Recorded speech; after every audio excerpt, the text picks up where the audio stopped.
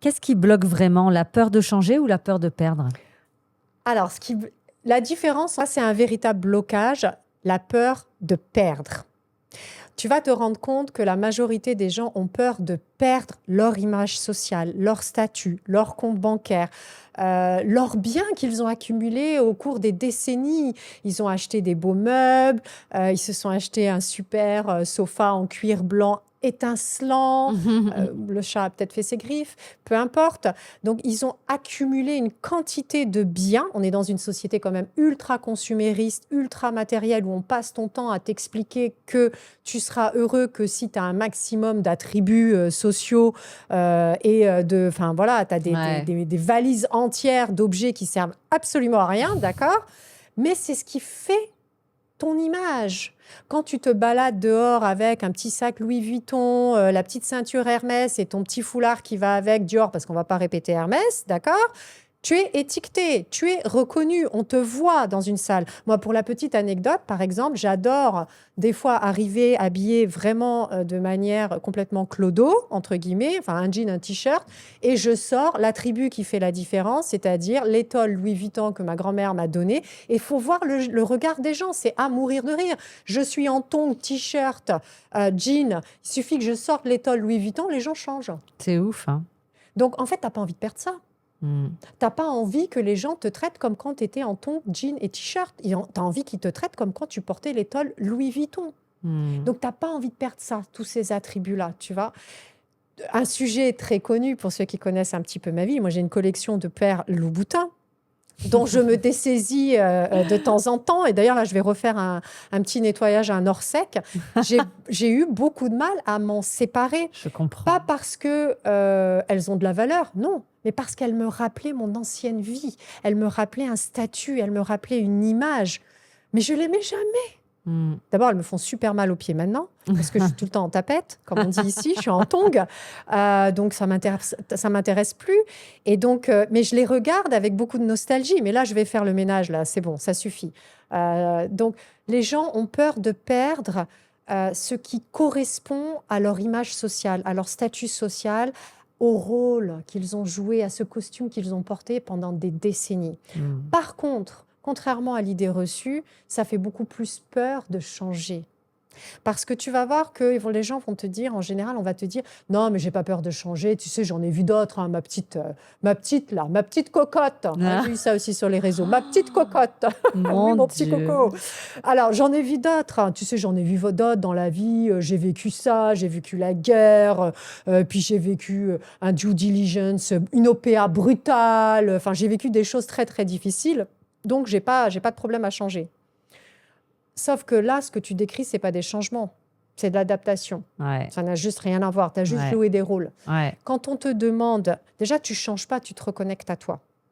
Ok, donc c'est très différent, ce n'est pas un changement que tu opères. Et quand tu décides de te reconnecter à toi, oui, là, ça fait très peur. Parce que tu acceptes de mettre en lumière ta vulnérabilité, parce que tu acceptes de mettre sur la table qui tu es, sans filtre, sans costume, sans carapace. Donc, pour moi, la peur de changer ou la peur de se reconnecter à soi est beaucoup plus grande que la peur de perdre. Mais dans le système actuel dans lequel on vit, 90% des gens que je rencontre ont beaucoup plus peur de perdre tout ce qu'ils ont construit depuis 30 ans, d'un point de vue matériel, que la prise de conscience de se reconnecter à soi. C'est très juste. Et comment dépasser cette peur alors sans tout détruire? On ne dépasse pas une peur. Alors ça, ce cliché dépasse ta peur, traverse ta peur, affronte ta peur. Alors moi, ça, c'est un vocabulaire j'avoue, qui m'agace un petit peu parce qu'on n'affronte pas une peur. Ouais. On ne la dépasse pas. Si tu as peur des chiens, par exemple, tu t'es fait mordre par un chien quand tu étais jeune et que je te dis, ouais, Sandra, regarde, là, il y a un chien qui vient vers nous. Tu vas la dépasser, ta peur? Tu vas être morte de trouille. Ben oui. Et tu vas ne penser qu'à une chose, c'est au chien qui est en train de venir. D'accord? Donc, tu ne dépasses pas, tu ne traverses pas une peur, tu l'acceptes. Tu l'accueilles et tu la libères. La première chose que font le cercle des alcooliques anonymes, c'est de dire « je suis alcoolique ». Donc, j'accepte. Ok, ça c'est connu mondialement. Tu acceptes ta peur. Ok, j'ai peur des chiens. pas de problème. Si je te refais cet exemple, tu as peur des chiens, il y a un chien qui arrive en face de toi et tu dis, OK, c'est clair, j'ai peur des chiens, qu'est-ce que je fais? Tout de suite, tu te mets à réfléchir. Tu n'es plus dans l'instinct de survie. Ton cerveau se met à réfléchir. Qu'est-ce que je peux faire pour éviter la situation? Je dois trouver une issue de secours. Tu reprends le lead. Mais Hmm. affronter une peur, mais c'est Oui, pas possible. Ouais, je suis d'accord. Tu vois?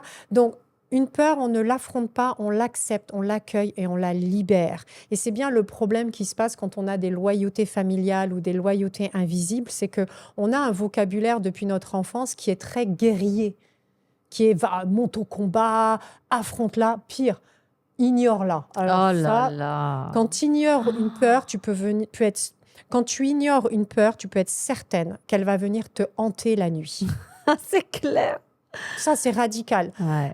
C'est comme le truc où tu es au bureau, tu vois, et tu veux pas penser à la réunion qui t'attend le lendemain.